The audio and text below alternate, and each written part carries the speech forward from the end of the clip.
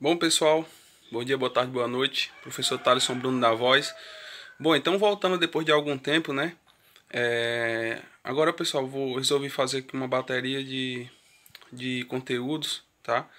E eu vou dar continuidade a nossos estudos em relação à nossa eletrostática, tá? Vou fazer uma playlistzinha completa.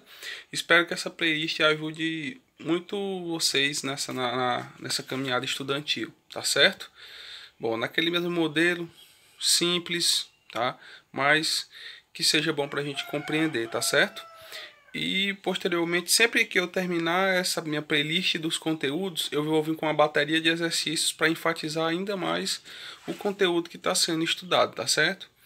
Então, na nossa aula 1, a gente vai falar aí, pessoal, sobre a nossa eletrostática, tá? A gente sabe que a nossa elétrica, ela se divide aí basicamente em três ramos da física, onde a gente tem a eletrostática, a gente tem a eletrodinâmica e a gente tem o eletromagnetismo, tá? São três grandezas maravilhosas de serem estudadas e que vocês precisam muito para que vocês prestem um Enem e consigam uma boa nota para ingressar em uma boa faculdade, em uma boa universidade, certo? Então, pessoal, a eletrostática, ela basicamente ela está dentro do que a gente chama de carga elétrica, tá? Essa carga elétrica.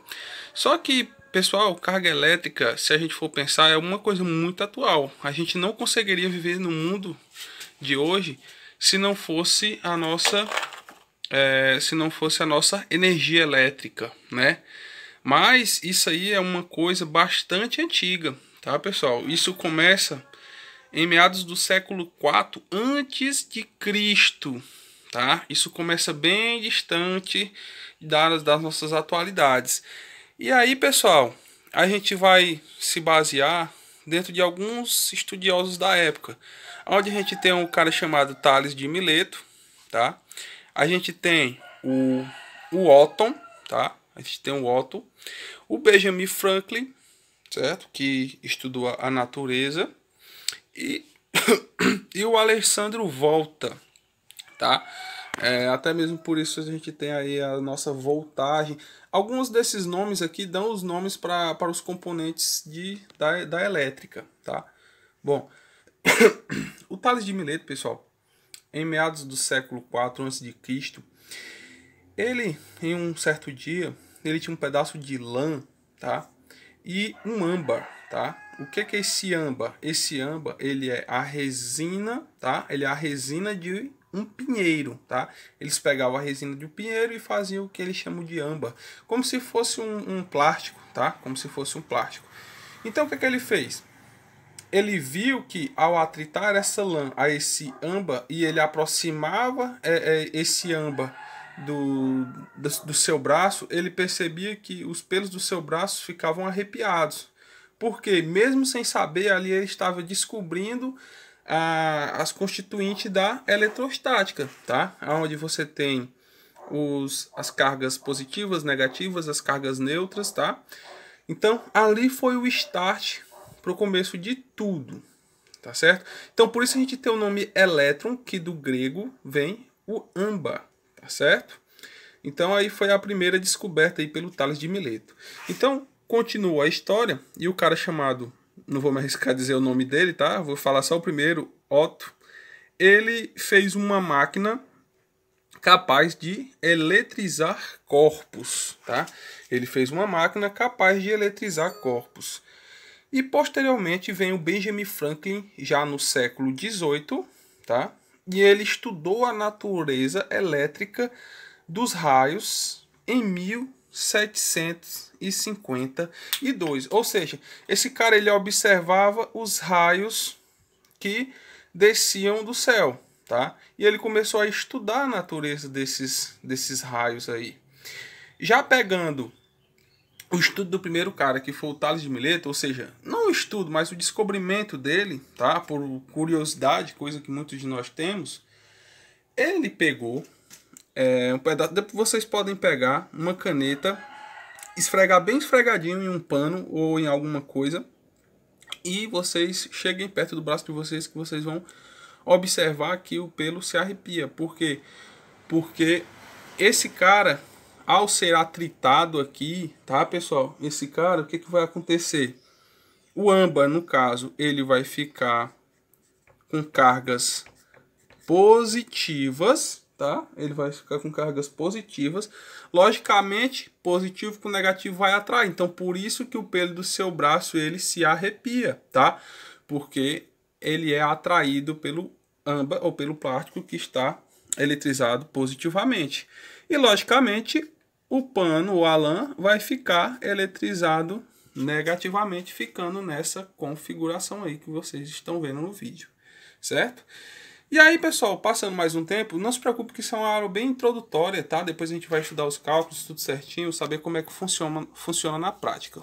O Alessandro Volta, já aí pelo século 18 a 19, ele fez o primeiro experimento com uma pilha, tá? Com essa pilha, ele inventou uma pilha lá, só que não era desse tamanho, era bem maior, tá? Onde ele viu que essa pilha ela tinha uma corrente constante, ou seja, ela fluía do polo negativo para o polo positivo constantemente. E detalhe, pessoal, isso não apenas, tá? Não apenas cargas elétricas, mas a corrente elétrica ali, por assim dizer, já começou a ser estudada, tá? Nesse mesmo tempo, tá, pessoal, entre o século 19 e 20, já começou-se a estudar a estrutura da matéria, tá? Essa estrutura da matéria foi estudada com os modelos atômicos. Professor, o que é modelo atômico? Um modelo atômico, pessoal, o átomo, ele é algo indivisível, certo? E aí a gente tem alguns caras aí que...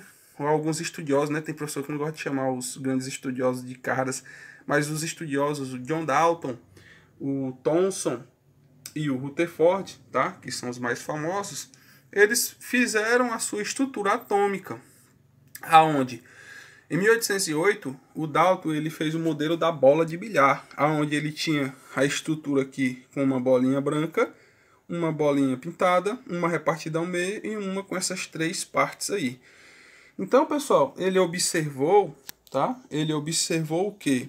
Que essas bolinhas iam ser atraídas e elas iam ficar com essa configuração aqui. Deixa eu ver se dá para ficar semelhante. Essa configuração. E se vocês observar, essa bolinha aqui, a neutra, ela está sendo descartada, porque ela não vai ter influência nenhuma, coisa que não é isso que vai acontecer. Ela tem influência sim, tá?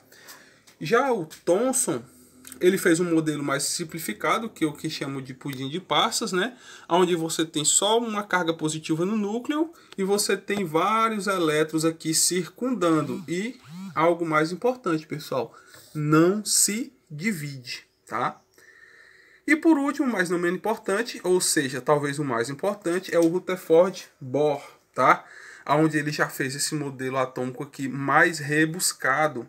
E é o que ele observava, pessoal? Ele observava que é o seguinte, que o modelo atômico ele é constituído por prótons, elétrons e os nêutrons, tá? Então, a configuração aqui era o seguinte, você tinha as cargas positivas no núcleo, juntamente com os nêutrons, justamente para você ter essa estrutura.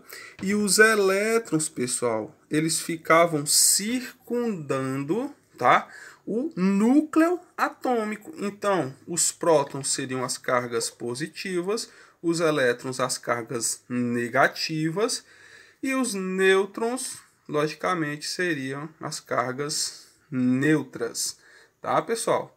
Então, essa aqui é o começo da nossa estrutura aqui sobre a eletrostática, tá? Aqui um pouco da história da eletrostática, para a gente começar a falar um pouco mais sobre a prática da eletrostática. Espero que todos tenham entendido.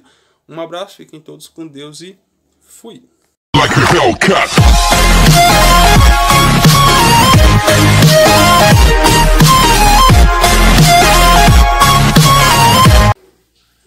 Vou improvisar aqui o trabalho de física. Vamos lá.